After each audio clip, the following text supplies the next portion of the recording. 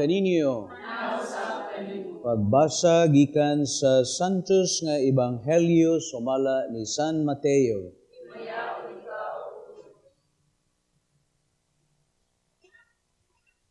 Unya miadto sa Jesus sa yuta duol sa lungsod sa Caesarea Filipo, ug didto nangutana siya sa iyang mga tinun-an. Sumala sa mga tao, kinsa man ang anak sa tao? Nitubag sila, may nag-ingon nga siya mao si Juan nga magbubunyag. Ang uban nag-ingon nga siya mao si Elias. Samtang ang uban nag-ingon nga siya mao si Jeremias ug laing propeta. Si Jesus nangutana kanila, apan kamo, unsa may inyong ikasulti, kinsa man ako? Ug mitubag si Simon Pedro, ikaw maong Mesiyas, ang anak sa Dios nga buhi.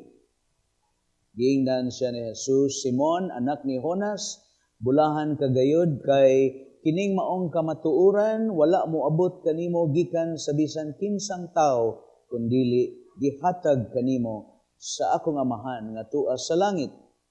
Busa sultihan ko ikaw si Pedro, ug ibabaw ni ining bato, tukuron ko ang akong simbahan.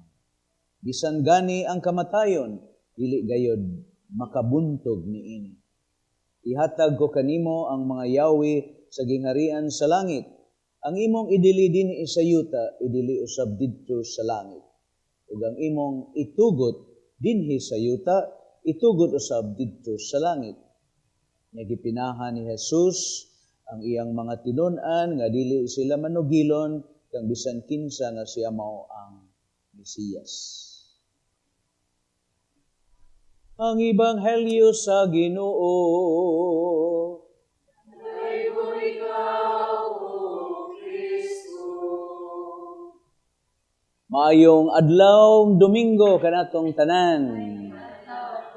May kay ni smile mo sa akong parokya, ako ning siging gibalik-balik. So, smile to the next person to you. Kay ang Kristiyanos, kanunay gid na siyang malipayon, bisan taliwala, usahay nga kita, duaon og mga pagsuway, og mga kalisod sa kinabuhi. Mo nang smile. Kay nga naman, see miracle in life every day. That is why I smile, because I can see miracle in life every day. Kay doon naman tayo pagtuo sa Ginoo, unya ang atong pagtuo sa Ginoo, may magdala ka nato nga makakita ta. Kay kanang atong pagpananaw sa mga butang sa palibot nato, dili malang that we can see what we see in our naked eyes, kundi ang mata sa pagtuo maoy labaw nga makakita nga dili makita sa atong mga mata, mga igsoon. Ug unsa man kanang maong makita diha sa atong mata sa pagtuo, mao na nga dunay mga milagro nga adlaw tanan sa atong kinabuhi, naagyoy mga milagro nga nanghitabo sa atong kinabuhi. And for that is the reason why we always smile. And our smile is the indication that a Catholic Christian must always be joyful. Kanindot ya kanagong smile, matod pa, is the universal language. Nga bisan asa ka, when you smile, hopefully, ang tao nga imong smilean, mo-smile pud siya nimo, mga igsoon. Nga unsa may milagro nga nahitabo ron sa among kinabuhi ay pastilan. Kung makamata pataugma, sus kadako anang milagro. Kitang tanan karon nakamata pata, sus kadakong milagro ni ana. Ug makamata patas December 25, Merry Christmas. Ug makamata pata sa January 1, Happy New Year. Ug makamata pata sa January 16, kung ano ako masayop, it's Senior natong tanan, mga igsoon. Ug dili na ta makamata ugma, Wala na yun. Wala na milagrong mahitabo pa. Kay patay naman ta, mga igsoon. Mao na nga, ang mismo nga kita buhi is already a miracle, mga igsoon. Kay daghan kayrong mga tao nga gustong magpakabuhi. Abot lang kahag katong akong gihilogan kagahapon, nakahukom na lang gani ko nga ako na lang siyang itugyan ngadto sa gugmag sa kaluoy sa Ginoo kay di man ko doktor pero bana-bana nako murag din ato damtan og pila ka oras mamatay na to si may nang Teresita mga igsoon. Pero anyway, ang nahitabo ako siyang gitugyan ngadto sa gugmag sa kaluoy sa Ginoo, lakaw na kalag ko ni ining kalibutana with so much assurance nga ayaw kabalaka kay ngano man ang Dios siya maoy iyang katuyuan og tumong nganong nianhi siya. That is the mission, that is the life, that is the purpose of why Christ came into this world. Jesus, Yeshua, meaning God saves. Sus kanindot og nindot kaayo kay mao nay atong ebanghelyo rong adlaw. Karon Domingo ha. Di kamo kinsa man gyud ko sumaos mga tao. Apan arita sa ikaduhang pangutana sa Ginoo nga para nako may sad ni nga ato sang ipangutana sa atong tagsa-tagsa kaugalingon kun kita isip Katoliko Kristiyanos, who is really Christ to you in your life? Unsa man gyud siya? Kinsa man gyud siya? Unsa may katarungan? Unsa may among ihatag ngadto sa katawhan sa Dios kung kami mismo wala mi kaila sa among buot ipahibalo og ipaila sa katawhan nga gipiyal kanamo mga igsoon. So ang among retreat master ni-encourage gyud namo nga silence is always golden mga igsoon. We think that silence is empty. Nagtuo ta nga ang kahilom hawang. Pero labing tinuod no, diha sa kahilom daghan de kaayo kinig mga tubag sa daghan natong mga pangutana sa kinabuhi. Kung si Mother Teresa sa Calcutta pay pasultion, the fruit of silence is prayer. And the fruit of prayer is faith. Ya, kanang atong pagtuo, mao biya nay katarungan nga kita makaila sa Ginoo. Kay ginaingon man sa mga maalamon, understanding is the prerequisite to love. If you cannot understand, how can you love? Di ba?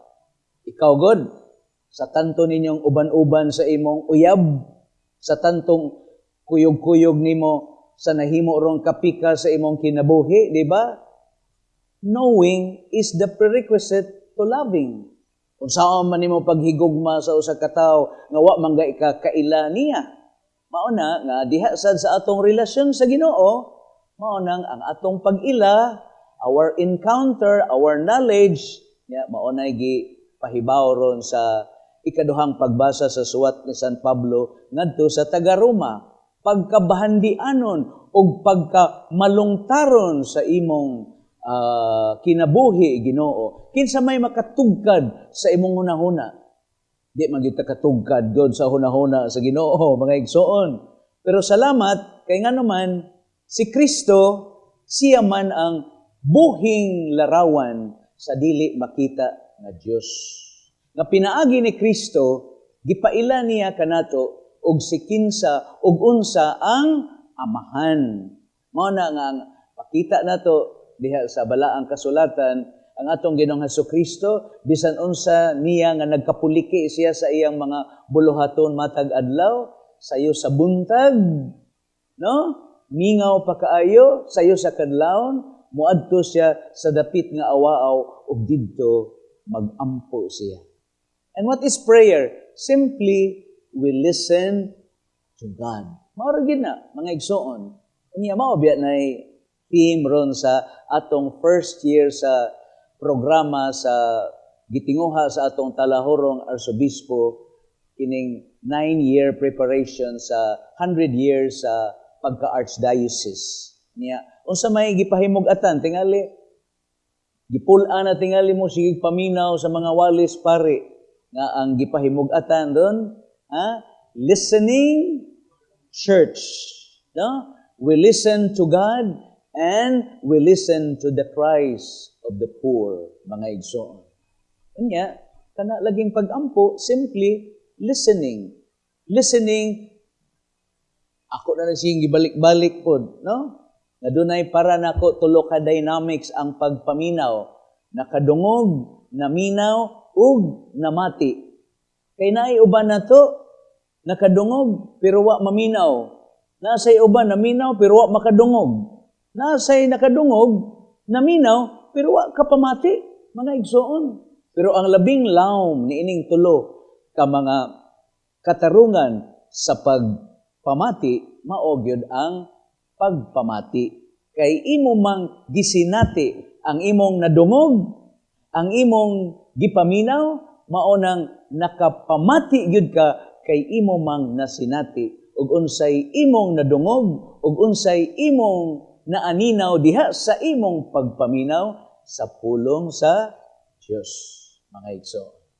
So, kining atong ebanghelyo karon, hopefully kay Lord's Day man, dili lang kay kumplito na ta sa adlaw nga pangayo sa Ginoo kanato nga mao ang Domingo.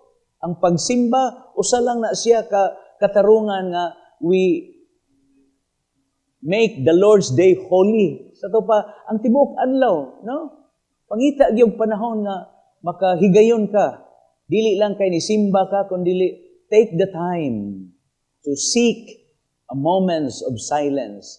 Mao ginaygi kanunay balik-balik sa among retreat master na kung mahimo kada adlaw mangita gid tag higayon na diin didto sa kahilom in the moments when we are silent, no? Dili sad kanang ana bang doon ako'y saan gugog man talungon niya, ka naman tulungon, pero magmingawa diya atong panahon na 20 years ago. No? So pag abot na ko dito, sus, nang hambong din ko, gibisitaan ko mga pare, no? Ko, sus, you know, Father, indot ka ayo din kay daghan, kay kanang nalukop yung kus kahilom. Niya, nahibaw ito, Father, nga ang usag yun sa katarungan nga makatarong tag-ampo, ang kahilom yun. Pero, simple sa pari nga, di ko kalimot, ningon siya, yes, Father, you are in a place where there is silence, but are you silent? Allah, maunay gidangatan ron, mga igsoon. Tinuod, naakas dapit, naakas monasteryo, naakas kumbinto, naakas dapit nga mingaw, pero ikaw nga naa taliwala sa kamingaw. Mingaw ba ka?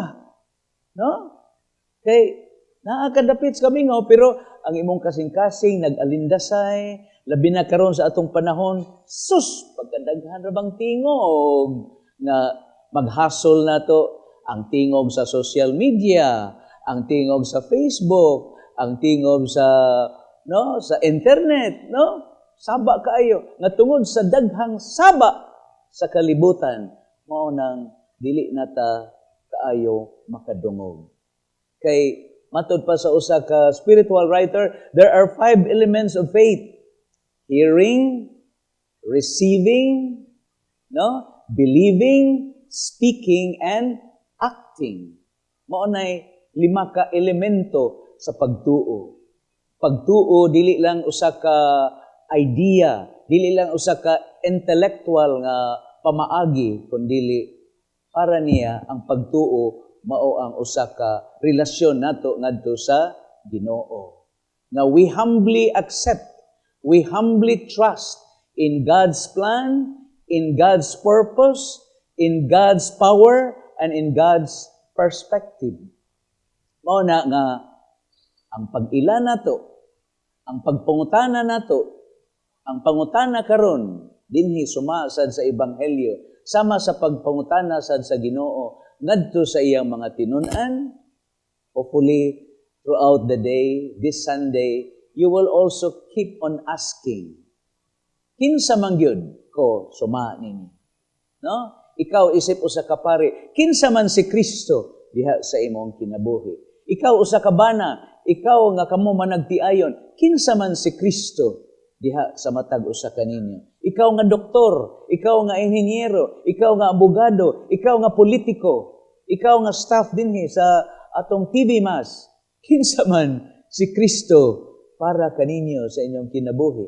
Kay usahay ra ba no, makita ra ba na nato nga magsige tagwali pero ang uban nga nangatin magsigiling-giling. Kunus amta ni Mahuman's father, ay taas man kini iyang wali nga igsuon, no? So malagmit mao nay usa sa magpakita nato nga if we are really interested about the Lord, then kana bang uhaw gyud ta ba, no? Mga igsuon. So sa may punto nako, mga igsuon. Simply, hopefully, sa atong pag-ila ni Kristo diha sa atong panahon sa kahilom sa pag-ampo, it would lead us to love Him more, and by loving Him more, it will also strengthen our faith. And what are the 5 elements of faith?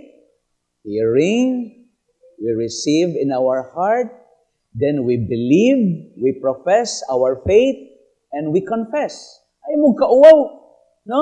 And we act our faith. Kay pasalig ginas Ginoo din heron sa ebanghelyo. Bisan ang ganghaan sa impyerno dili gyud makabuntog sa akong iglesia, sa akong simbahan. Mo nang ay gimo kahadlok ha? Isip mo Katoliko Kristiyanos, di mo preha tong ibang istorya bas pare ba nga dihay nangumpisal niya. Sus nagkadugo man. No, nagkadugo ningon sa pader mo kumpisal ko. Ay ngano nagkadugo man taong ka ay sus pader akong gipatay akong ginikanan. O mao ba? Anong imo man gipatay imong ginikanan? Tuom gud sila Ginoo pader. Ay mao ba? Nya sapa? Sapa imo kumpisal? Akong gipamatay akong mga igsuon. Tinuod ka? Nganong imo pamataman? Ituom gud sila sa Ginoo pader. Sus kakuyaw gud nimo. Nya sapa? Akong gipamatay akong mga anak. Oy ngano man? Ituo sila sa Ginoo pader. Ikaw pader, tuo ka Ginoo? Ikaw din pare. Ni adto, tuo, pero karon char-char na lang. Ha? Ang igsoon? So ayaw mo kabalaka kay isip ta Katoliko Kristiyanos ang Ginoo karon na mahayag nga ang iglesia, ang simbahan, ang Katolikong simbahan. So si bisan kinsa na lay gustong mugunob sa simbahan. Si Hitler, ay naman si Hitler, abog na. Si Napoleon, abog na. Si isang tong emperador nga buot mo gunob sa simbahan. So wala nga abog na sila. Si Duterte, wala to ano stupid God. No, ngigsoon. Wala nga pagal na sila pero ang simbahan nagpabilin na nagbarog. Kinsa man ang simbahan? Kita ang simbahan. No? So, mga igsoon sa atong pagpadayon sa Santos nga Misa, hinaot pa unta nga sa kanunay sa atong kinabuhi in our prayer, it strengthen our faith and tungod sa kalig-on sa atong pagtuo, mao na nga kita labi nga nahigugma sa Ginoo. Giunsa man nato pagpakita ang atong gugma sa Ginoo. Ang pag-atiman sa mga masakiton. Oy, sister, ham to si sister, atong director, no? Sus kanindot no? Magpasalamat gid ta sister kay daghan gid ang mutan-aw ug muatang sa atong TV Healing Mass. Pero warning ha, kay si Pope Leo bag-o ra bagyong namahayag nga ningon siya, you have to, for you healthy people, you have to really physically participate in the Holy Eucharist. Kay kanang virtual online masses, maila na sa mga tao nga masakiton. Pero kamong himsog, ay yung taon. Kamong mga staff, kamo? Kamong mga kameraman? Adto yun, tambong yun ita sa misa. Kay kining TV Healing Mass para ni sa ato mga kaigsuonan nga nagmasakiton. So kamong naa karon nga nagmasakiton nga nagnunot nining Santos nga misa, alang gid ni kaninyo. Nyon saan mo pagkalawat pa der? Ay pamalihog mo sa mga lay minister, no? Mao na siya pamaagi So, adto mo sa parokya, suguan inyong mga apo, inyong mga anak, ingna nga, si lola, si mama, si minister, simba man siya sa TV Healing Mass, kung mahimo, dad-an og santos nga pagkalawat. Ito kardong layo lang na may prayer, gani kuan man ipakita man sa TV ang prayer for spiritual communion. Amen.